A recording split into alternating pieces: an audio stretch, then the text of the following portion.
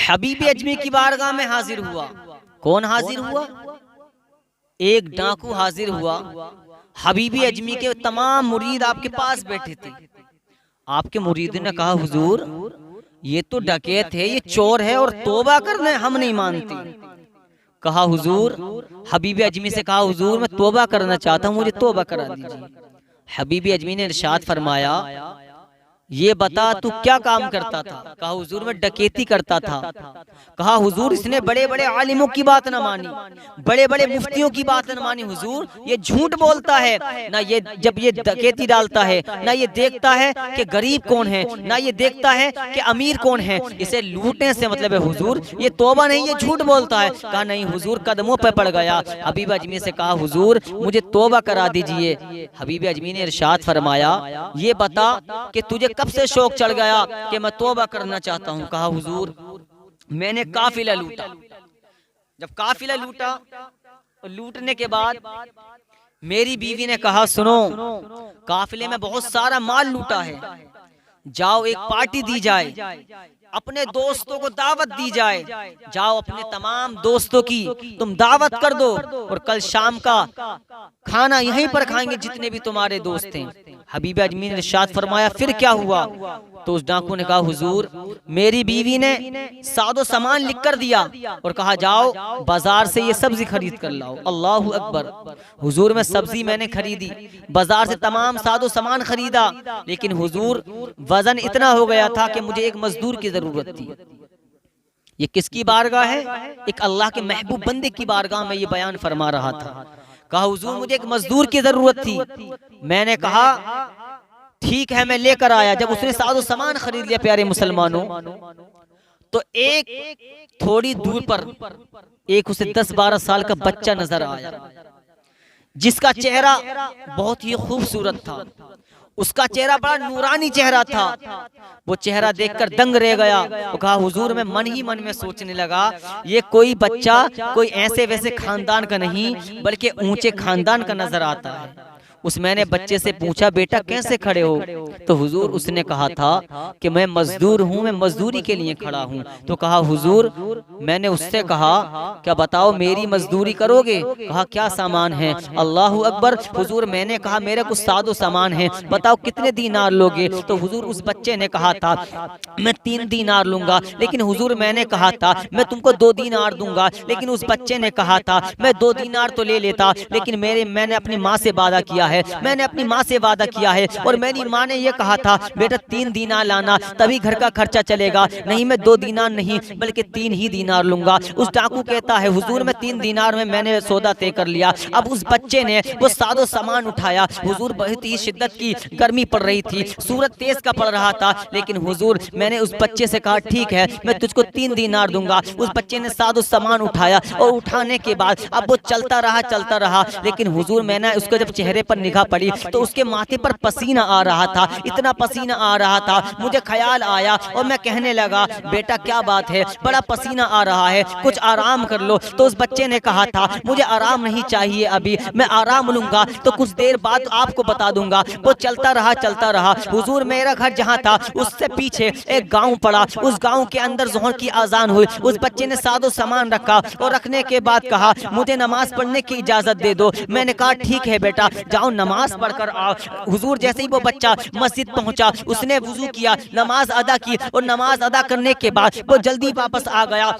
और आने के बाद मैंने उस बच्चे से कहा बेटा इतनी जल्दी आ गए? कहा नहीं मैं इमाम साहब के पीछे 4 रकात नमाज पढ़कर आ गया हूँ। तो मैंने कहा था बेटा बाकी नमाज कब पढ़ोगे? तो कहा पहले तुम्हारा सादो सामान पहुंचा दूं उसके बाद मैं नमाज पढ़ लूंगा। अल्लाहु अकबर। कहा हुजूर मुझे उस बच्चे से मोहब्बत पैदा हो गई, मेरे दिल में इतनी मोहब्बत पैदा हो गई कि जरा सा बच्चा नमाज का पाबंद है। जब जैसे उसने सामान उठाया और उठाने के बाद फिर मैंने उसके चेहरे पर देखा तो उस नूरानी चेहरे पर फिर पसीना आ रहा था। हुजूर मैंने उस बच्चे से कहा कि ला बेटा सामान मुझे दे दे। तो उस बच्चे ने कहा था मैं सामान में ही लेकर जाऊंगा, इसलिए कि अगर तुम सामान ले गए तो जो मेरी तनख्वाह है वो जायज नहीं मानी जाएगी। हुजूर जैसे ही मेरे उसके चेहरे को देखा मैंने कहा बेटा कुछ पानी पी लो। कान खोल कर सुनो मुसलमानों, 10-12 साल के बच्चे का जवाब सुनो।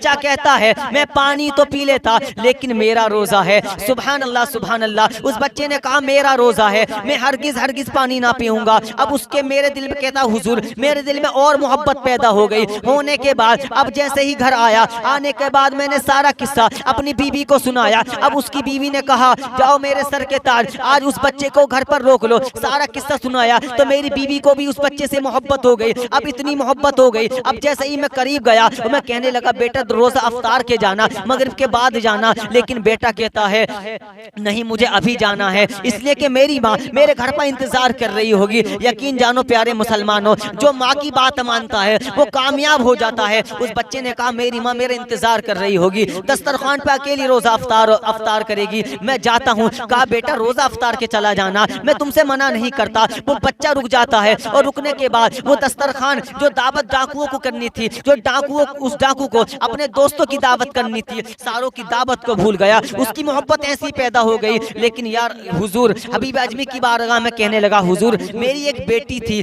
उसके ना दोनों हाथ काम करते थे ना पैर काम करते थे। हुजूर जैसे ही मैं अपनी बेटी के पास पहुंचा, पहुंचने के बाद मेरी बेटी मुझसे नाराज हो गई। मैंने अपनी बेटी को खाना खिलाया, वो खिलाने के बाद कहा बेटी एक नूरानी बच्चा आया है, मैं उसको रोक कर देखता हूँ, अगर वो घर में रुक जाएगा तो तुम्हारे लिए दुआ कराऊंगा। अब इतना कहना था, सारा वाक़या उसकी बेटी ने सुना। और सुनने के बाद जैसे ही बच्चे ने रोजा अफ्तारने के बाद नमाज अदा की, और नमाज अदा करने के बाद कान खोल कर सुनो मुसलमानों, नमाज अदा करने के बाद उस बच्चे ने कहा ठीक है मैं रुक जाता हूँ। और रुकने के बाद जब वो रात के लिए रुक गया, और रुकने के बाद प्यारे मुसलमानों यकीन जानो उसकी बीवी अपने कमरे में सो गई, बेटा अपने कमरे में सो गया, बेटी अपने कमरे में सो रही थी। लेकिन हुजूर जब मेरी बेटी ने मुसल्ला बिछाया, और मुसल्ला बिछाने के बाद अल्लाह से दुआ की, ए मौला अगर ये बेटा नेक है, इसकी माँ नेक है, तो इसके सदके में मेरी मुझको शिफा दे दे, मेरी टांगों को ठीक कर दे। हुजूर मेरी बेटी ने जब दौड़ती हुई दरवाजे पर आई, मेरे दरवाजे पर दस्तक दी, और दस्तक देने के बाद मैंने दरवाजा खोला। जैसे ही मैंने दरवाजा खोला तो मैं क्या देखता हूँ कि जो मेरी बेटी दोनों पैरों से माजूर थी, जो दोनों पैरों से खराब थी, जो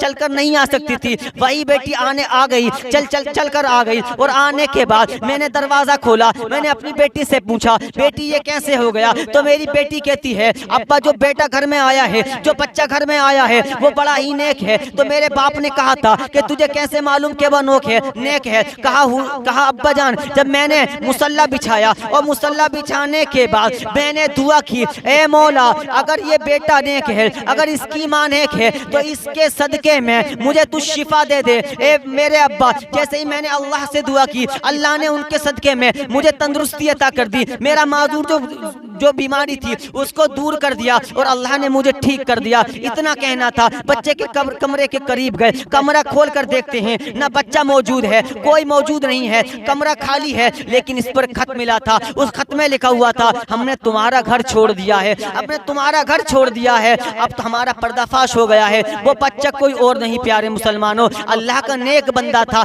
तभी तो शायर कहते हैं कि निगाहे वली में वो तासीर देखी, बदलती हजारों की तकदीर देखी। अल्लाह वालों से बुग़्ज़ ना रखना, अल्लाह वालों से बुग़्ज़ ना रखना। यकीन जानो पूरे हिंदुस्तान में मेरे नबी के चहीते दिखाई दे रहे हैं। नजर मारो, बगदाद के अंदर गौसे आजम चमक रहे हैं, अजमेर के अंदर ख्वाजा मुईनुद्दीन चिश्ती चमक रहे हैं, किचोचा के अंदर मखदूम सिमना चमक रहे हैं। वो कसम खुदा की बरेली तो ऐसा शहर है, कित्ता कित्ता और फित्ता फित्ता जानता है, पूरा शहर बरेली को जानता है। कोई बरेली में चमक रहा है, कोई कलियर में चमक रहा है। ये सारे हमारे सर के ताज हैं, इनसे बुग़्ज़ रखने वाला कभी कामयाब नहीं हो सकता। इसीलिए तो जब आला हज़रत की जब कलम उठी तो नबी की शान में इस तरह उठी कि सबसे आला वो वाला हमारा नबी, सबसे बाला वो वाला हमारा नबी।